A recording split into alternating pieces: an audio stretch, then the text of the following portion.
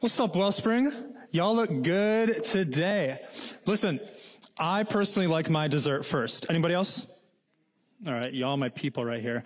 So I'm going to start with our main question that we're going to dive into to give us the direction that we're going today. What if the peace of God wasn't found in the noise and busyness of our lives, but rather in the place we fear most? Now, you probably don't recognize me today. My name is Josh. I lead the middle school ministry at Lifepointe Church, and I get to hang out with y'all today. So thanks for having me, even though it's not up to you at all. I appreciate it. So a little background on me. I moved here in the summer of 2019 from Michigan. Where are my northern people at? Oh, go blue. Yeah, U of M. So we have a hand signal, right? We kind of point to where we're at in Michigan. Does anyone know the hand signal? So if we're not waving at you, we're pointing to where we're from because it's like a mitten. Yeah, you get it. There's not much great about Michigan compared to Raleigh because Raleigh, the tea is actually sweet. I know they put gallons of sugar in it, but I'm here for it. And the weather's better. We're closer to the ocean, the mountains. Now, the thing about Michigan that's so different about here is the classification of this certain thing right here. So, depending where you're from, you call this something different, okay? It's not a Coca-Cola. I'm talking about Coca-Cola or Sprite or Dr. Pepper. If you're from the north, what do you call this? Just shout it out. Pop. That's right. So this was pop to me. This was pop. I grew up calling this. I'm yeah, let's go get a pop. All right. Now you southern folk are what the heck does that even mean? Don't worry. It's okay. So I moved here in the summer of 2019 and I come in and I'm trying to make community. I'm trying to meet friends, make friends. And I go to a movie with some new people. We went to the Marbles IMAX Kids Museum. Okay. So, just imagine kids running around. They're kicking the wall. They're kicking people. It's great. And we walk over and I go to order some reasonably priced concessions. And so I go up to the concession booth and I'm like, hello, sir. Can I have a pop and a popcorn? Popcorn boy thought I wanted a popcorn and a popcorn. I said, no. I would like a pop and a popcorn. Please. I thought I'd throw in some of that southern charm I've heard so much about. Maybe that would break the language barrier. It didn't. And after what felt like 15 minutes of just continuous back and forth just on different pages, finally, I walked into my movie with my soda and my popcorn. Okay, I've been converted since. Even saying it now today just felt wrong, saying pop. Ugh. Now, looking back on that moment, between the interaction of the popcorn guy and myself, I see two main factors that I think prevented clear communication between the two of us. Two factors, external and internal noise. Now, external noise in this scenario, in this instance, it's the noise happening around us, right? It's the kids screaming. It's the guy next to me complaining about getting the wrong icy flavor. It's all the noise happening around us and not just audible noise. All the things happening around us that distract us and pull our attention away from what matters most. Parents in the room, y'all get external noise. You understand it. What about our phones? Our phones are constantly on. They're constantly external noise. I did some research in my free time. I'm a pastor. I work one day a week. And I found a survey from Microsoft that said 77% of young adults said that when nothing is occupying my attention, I reach for my phone. 77%. What about when you get that screen time notification? Some of you got it this morning. That's encouraging, isn't it? And what about when we get in the car, when we commute to work or to school or to social functions?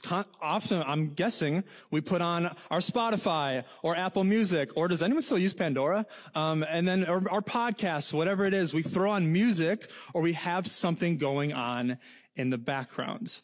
It's this external noise that's pulling our attention away from what matters most. So that's factor number one. Factor number two is internal noise. In this scenario, it's the thoughts going through the popcorn guy's head, what is this northerner doing in my movie theater? Go back to Canada, eh? And it's the running commentary that we have going through our minds constantly on everything that we experience throughout the day. It's the times when we go back in our head and we replay conversations that we wish we would have done differently. We wish we would have said that one thing differently. Or we wish we would have maybe added that phrase, and we just like obsess over conversations that we've had in the past.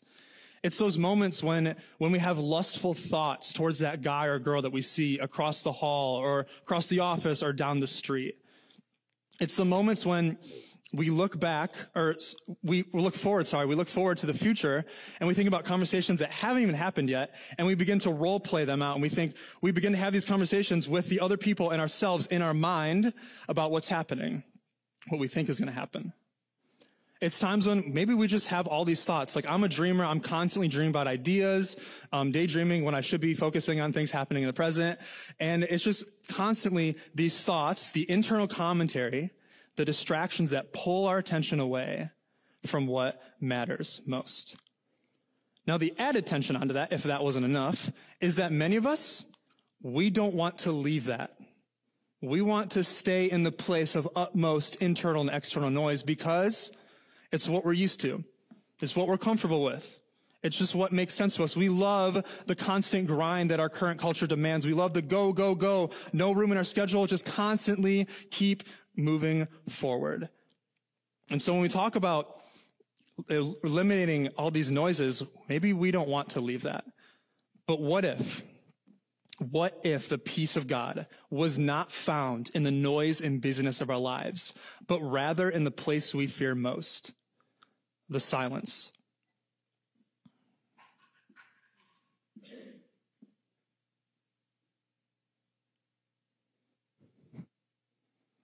Yeah, it's uncomfortable, isn't it? Now, roughly 900 years before the life of Jesus was a man named Elijah, and Elijah was busy.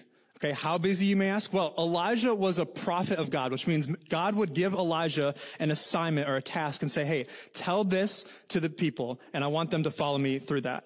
And so Elijah would get the task, and he'd bring it to the people, but oftentimes the country was divided in faith. So oftentimes they would get the message and they'd be like, nah, I'm just going to go on a shopping spree at Target instead. Like, they just wouldn't listen to what Elijah was saying. And so Elijah was busy because there was a lot of tension with that. Adding on to that, the king at the time, Ahab, and Elijah did not get along. Ahab and his wife Jezebel and Elijah, they did not get along. There was constant tension between the two because they had contrasting beliefs. The God who Elijah put his faith, his trust, and his confidence in was not the God that Ahab followed. So Elijah, being a prophet of God, had his work cut out for him. He was busy. Now, we pick up today, we're going to be in 1 Kings chapter 19. So if you've got your Bibles, pull those open. If you got your YouVersion Bible app, you can get those open. If not, don't worry. You can check the screen out and you will have the biggest Bible of them all. All right, 1 Kings 19, we pick up with Elijah just after he wins an unthinkable victory against the king. When Ahab got home, he told Jezebel everything Elijah had done, including how he had killed all the prophets of Baal. I just imagine that Ahab gets home and he's just like swings open the door and like slams it shut. And he's like, babe, Elijah did it again. Like, he's just blabbering on about this God, like, oh, part of the Red Sea or whatever. Like, I'm over it. I'm just constantly hearing it, that these victories that Elijah's winning with his God. So I just imagine it's like this vent sesh that he's kind of going through. And Jezebel's listening, and she's one of those like crazy people that's like, yeah, we should kill him. And he's like, yeah, I know. But no, she's like, no, we should literally kill him. And so here's what happens. Verse 2, Jezebel sent this message to Elijah. May the gods strike me and even kill me if by this time tomorrow I have not killed you just as you have killed them. And then check out Elijah's response in verse 3. Elijah was afraid and fled for his life. He was afraid and fled for his life. This is an interesting, even shocking response. Let me paint this picture for you of why. Because Elijah was someone who did not back down from opposition that was in his way. He had such confidence and trust in his God that no matter what was happening around him, no matter the circumstance, he was constantly fixated on his God through it all, no matter what was happening around him. During one of the battles he experienced with the king earlier, Elijah prayed to his God that the rain would stop for 3 years, just to prove that his God was the one in control. Like he turned off the water from heaven, like you turned off your shower in the morning. And then 3 years later, just to prove again, once again, that God was in control, he prayed that it would rain again. And not only did Elijah have trust and confidence in God, but God looked out for Elijah. A couple chapters earlier, we read that God would send ravens. When Elijah was walking on the road, he would send ravens to bring him his food. I mean, you cannot convince me of a better kind of room service. You're just walking along the road and birds start dropping chalupas. Like, that's the dream. That's literally the dream. And I know Taco Bell gets your order wrong, but I don't think the ravens would miss. I think they'd get it right every time. Elijah was bold and he had confidence in his God. But in this moment, we read that Elijah was afraid and fled for his life. So what happened? What happened that got this man of God to run away and to flee for his life? Did Jezebel have like the crazy eyes that struck fear straight into his soul? Maybe a little bit. But I think something far less obvious was at play here. I wonder if the noise and busyness of victory had grown so loud in Elijah's life that he could not hear the voice of the God who led him this far. We are most susceptible to fear and failure when life is at its busiest and loudest. And this is where Elijah is at. He is afraid and he is fleeing for his life, because the noise around him, the external and internal noise, even good noise, had grown so loud. And so we continue on in Elijah's story and see how this continues to unfold. We're going to pick up in verse 4. Then Elijah went on alone into the wilderness, traveling all day. He sat down under a solitary broom tree and prayed that he might die. I have had enough, Lord. I have had enough, Lord. I wonder how many of us have been there. I wonder how many of us, that is us today. Maybe you're a high school or a college student and you're navigating how to balance going to school and having a job and somehow fitting in a social life into the middle of all that and navigating relationships. And then to top it all off, you have unforeseeable circumstances that come up. Maybe it's the ending of a relationship or a friendship or the loss of a loved one. Things that pop up uncontrollably, and we just don't know how we're going to navigate through that. Maybe you're a young adult and you're navigating through one of the most transition periods of your life, where you're leaving college, you're leaving school, you're entering into the workforce. And you're trying to figure out, okay, like I'm losing a couple friends, I'm trying to add some friends, I'm trying to still have community, I want to get plugged in at a church, I want to find out what God's purpose is for my life. And you're trying to navigate what that looks like to be a young adult. And maybe you've wondered, maybe you've had that thought, that feeling, I've had enough, Lord. Maybe you're a parent and you're trying to raise a family. Maybe you're navigating through a difficult and unforeseen divorce and trying to figure out, how do you lead your family through the middle of that? Maybe your toilet just broke and you're trying to navigate, like, I need a MacGyver solution fast because my kids just had Taco Bell. Wherever you're at, I wonder how many of us have had that thought. I've had enough, Lord. And this is where Elijah's at. He's had enough, Lord. So the question is, where is God? Like, where is God in the middle of all this? Like, is he any less present in those situations? Is he any less available to Elijah? The answer is no. The noise had grown so loud in Elijah's life that he could not hear the voice of a God who led him this far. And so we continue on. We continue on Elijah's story, and we see how God reveals himself in the middle of all the noise, the busyness, even the good things, even the good busy, even the good noise in our lives. We see how he shows up in the middle.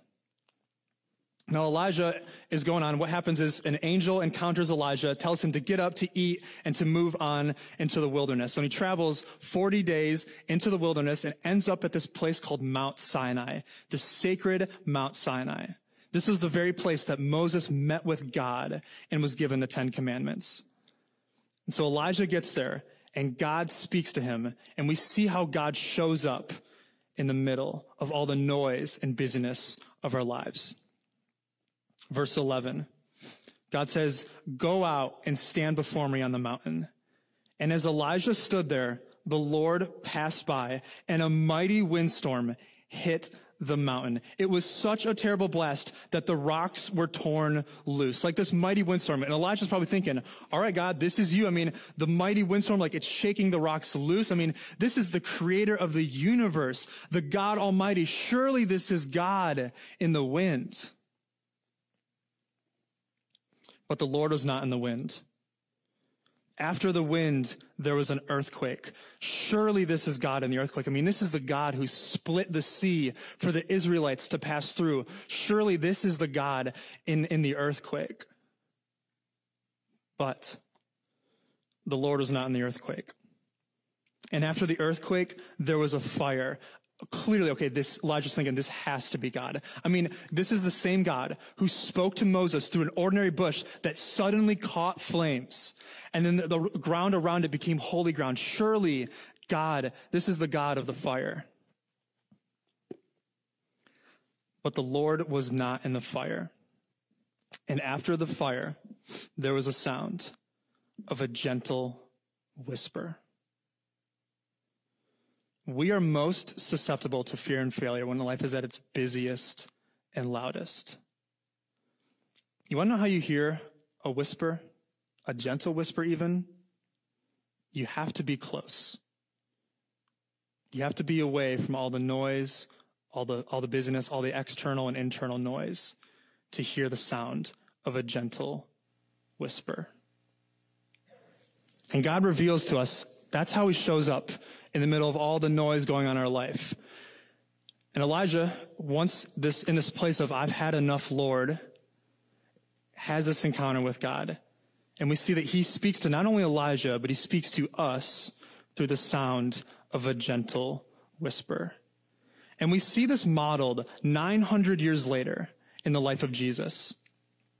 Right when Jesus starts his ministry, he's baptized, and he goes off into what some translations call the wilderness time or the quiet place. And Jesus enters that place, and he starts this quiet time. He starts the time of silence with his Father. But then we see he doesn't just leave it there. He takes what he learned in the wilderness, and he brings it out with him. And he integrates that as a rhythm into his life. He begins to, as he's healing people, as he's teaching the disciples, as he's performing miracles, he would retreat and spend time with the Father. The busier life got for Jesus, the more he would retreat to hear the sound of a gentle whisper.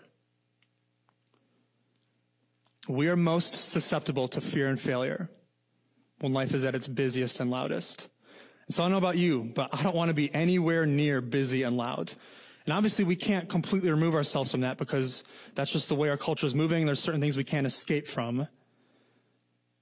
But there is a way that we can minimize that. There is a way that we can enter the place of silence, the place to hear the sound of a gentle whisper. And it starts by creating a rhythm.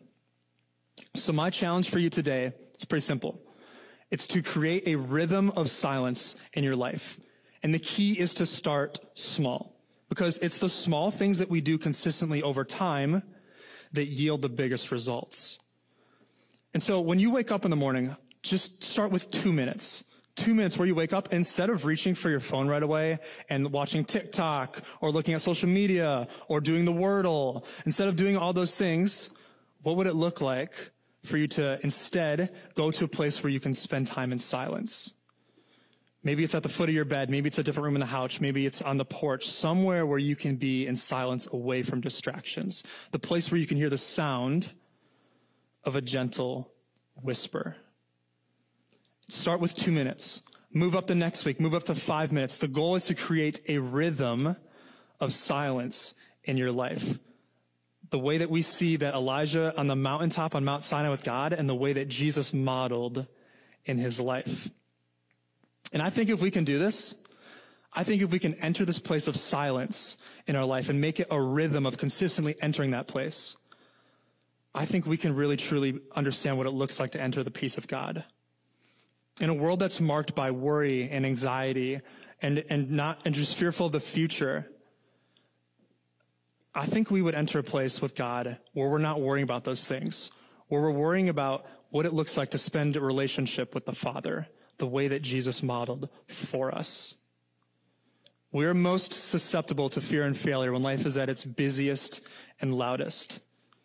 So let's remove ourselves from those things and enter the place of utmost silence, the place where we can hear the sound of a gentle whisper.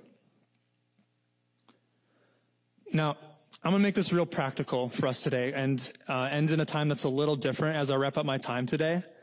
And I want to just challenge you to enter the place of silence right now. So let's drown out all the external noise right now. No background music behind us, nothing happening in the background. Put down your phone if you have it out. You can place that Jersey Mike's order later. It's fine. Just drown out all the external noise and create space for God to move. Now, the internal noise. This is the hard one because we all have that running commentary that's going through our brains. We're thinking about what the rest of Sunday looks like, what we're going to do to prep for the week ahead, the lunches we have to pack for our kids, the different chores we have to do to get ready for the week, maybe assignments or projects we have to do when we get into the office. Just remove those things, remove those distractions, and create space for God to speak to us. So I'm going to give you just a little bit. You can keep your eyes open, you can keep your eyes closed, you can stare at me and make me feel uncomfortable, whatever floats your boat. But I challenge us today to start this moment, this rhythm of silence in our lives so that we can hear the sound of a gentle whisper.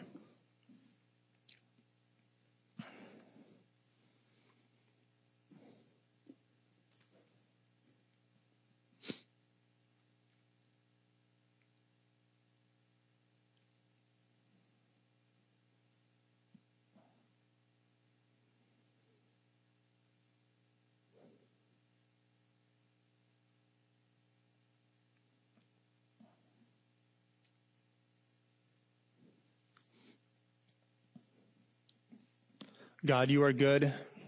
God, you are holy. You are set apart from everything else. God, challenge us today to remove distractions, to make this a rhythm in our lives, God, of entering the place of silence, God, of walking away, of removing ourselves from the things, God, the things that you just don't embody, God. I pray that we remove ourselves from those things, God, that we enter the place of silence, God, so that we can hear the sound of your gentle whisper speaking to us, God. Give us peace through these moments, God. Remove anxiety, remove worry from our life, God. Let this be the day that we start this rhythm of silence in our life. God, we give this over to you and we praise your name. Amen.